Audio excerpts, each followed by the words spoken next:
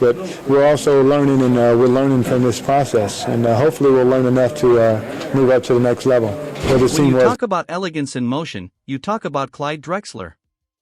I watched him glide across the hardwood like the game itself was following his rhythm. He didn't sprint, he floated. He didn't scream, he silenced arenas. You could feel the crowd hold its breath every time he lifted off, that perfect balance between power and poetry. They called him the Glide, and trust me, no nickname ever fit a man better. But let's be honest, Clyde Drexler's career was never simple. He played in the age of giants. Magic was dazzling Los Angeles. Bird was controlling Boston. And somewhere in Chicago, a man named Michael Jordan was rewriting the definition of greatness. Yet through it all, Drexler kept his poise. 10 All-Star selections, an Olympic gold medal, an NBA title, he earned every one of them the hard way. Still, the media had one cruel habit, comparing him to Jordan, as if there wasn't room for two legends in one era. I remember that night in the 1992 finals, the cameras were on Jordan, but my eyes were on Drexler. The look on his face wasn't fear. It was quiet defiance. He didn't need to shout to be heard. He was saying, "You can't outshine what doesn't seek light." And that's the truth about Clyde. He wasn't chasing anyone. He was mastering himself. From the concrete courts of Houston to the championship with Hakeem Olajuwon, Drexler never changed, humble, precise, relentless. The man didn't just play basketball, he defined what grace under pressure truly meant. This is the story of Clyde Drexler and the 5 players who tested, inspired, and defined the Glide. I've seen a lot of rivalries in this game, but nothing quite like Clyde Drexler versus Michael Jordan. It wasn't built on hatred or trash talk, it was built on pride. 2 men, 2 wings, both born to fly, sharing the same sky. In 1992, the finals became their stage. The media called it Air versus Glide. Every camera turned to Jordan, waiting for dominance, but Drexler stood across from him with that quiet stare, the one that said, "I belong here too." That series was fierce. Jordan exploded for 6 threes and a half, a performance that's still replayed today. But what most forget is how Drexler kept coming.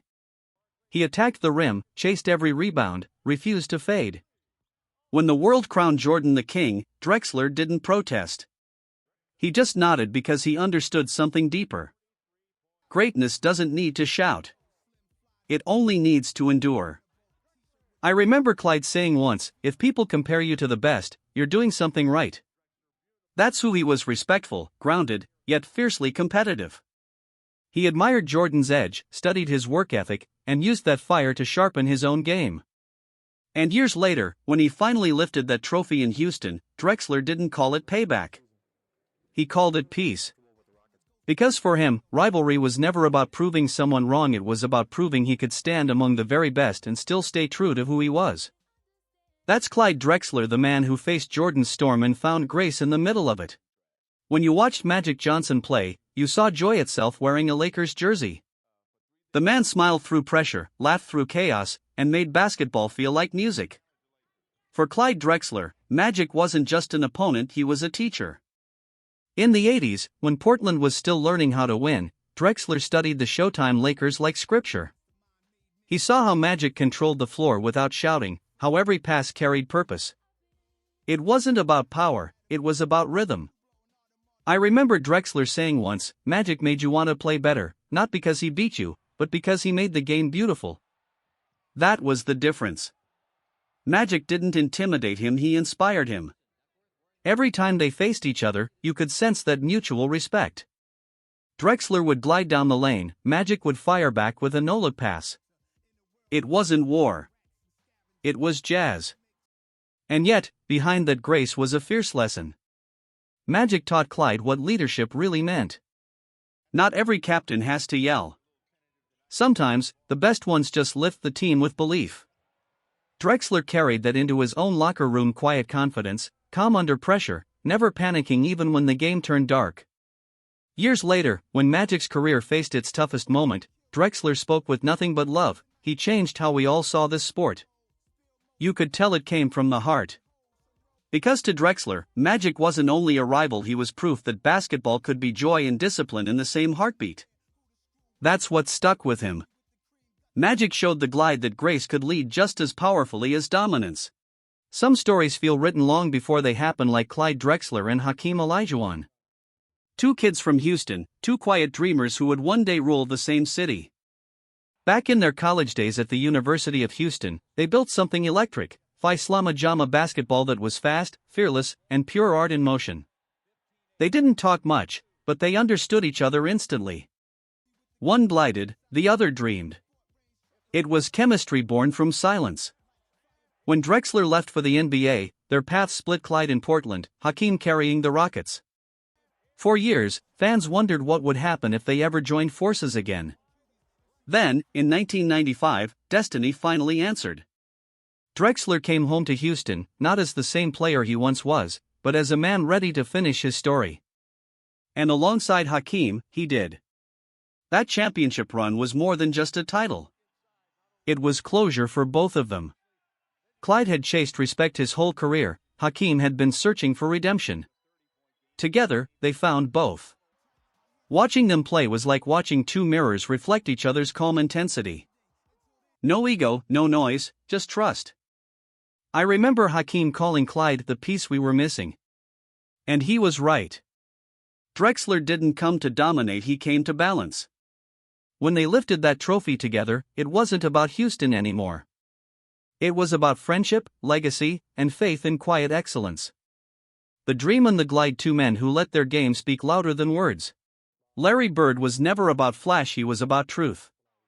He played the game like a chess grandmaster, always 2 moves ahead, cold and precise.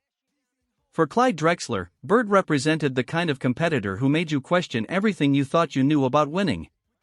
When Portland met Boston in the mid-80s, Drexler wasn't just facing the Celtics, he was facing the mind of Larry Bird. I remember one game in Boston Garden. The crowd was ruthless, the lights hot, and Bird was talking not to insult, but to test you. He'd call his shot, then hit it. Clyde didn't answer with words. He answered by flying. Each time Bird hit a jumper, Drexler came back with a drive so smooth it looked unreal. It was a duel of contrasts, Bird, the surgeon, Drexler, the artist. One carved, the other painted. Yet both respected the craft more than the spotlight. Bird once said, "Clyde doesn't need to say much. You can tell how good he is by how quiet he plays." Coming from Larry, that was the highest praise possible. It meant Drexler had earned his place not by talking, but by showing. Over the years, their paths crossed less, but the respect never faded. Bird's mental sharpness, his toughness, his refusal to back down, all of it left an impression on Drexler. From him, Clyde learned that grace needed grit to last. In a league full of talkers, Bird taught the glide the power of composure, that the loudest message is often the one said without a word. Before there was the glide, there was the doctor. Julius Erving didn't just play basketball, he made it art. For a young Clyde Drexler growing up in Houston, Dr. J was everything: style, confidence, grace in flight. Clyde would watch his tapes on repeat, studying every move, the reach, the hang time, the calm expression that never broke even when the world spun around him. He didn't just want to dunk like Erving, he wanted to move through the game with that same sense of purpose. By the time Drexler entered the league, Dr. J was already a living legend. The first time they shared the same court, Clyde admitted later, his hands were shaking. But once the ball went up, instinct took over. They met at the rim, the master and the student, and in that instant, you could see the torch quietly passing. Erving would smile after one of Clyde's glides and nod as if saying, "You've got it." What Drexler learned from Julius wasn't about technique. It was about dignity. Dr. J carried himself like a statesman, a man who showed that creativity could be noble, that dominance could still look beautiful. That image stayed with Clyde forever. Years later, when people asked Drexler who influenced him most, he didn't hesitate. "Dr. J taught me that basketball could be poetry," he said. And he meant it. Every spin, every glide, every dunk was a verse written in midair. Julius Erving didn't just inspire Clyde Drexler, he gave him permission to believe that elegance could win. Clyde Drexler's story was never about chasing the spotlight, it was about defining greatness on his own terms.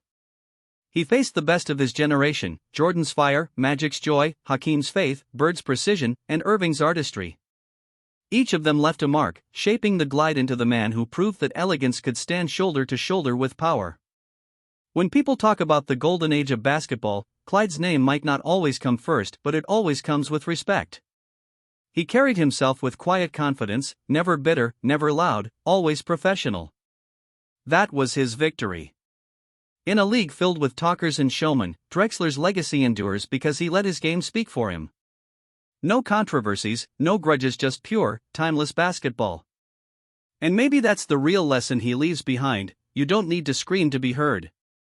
Sometimes, the game remembers those who glide the smoothest. So I'll ask you, among these legends who shaped Clyde Drexler's journey, who do you think defined him the most?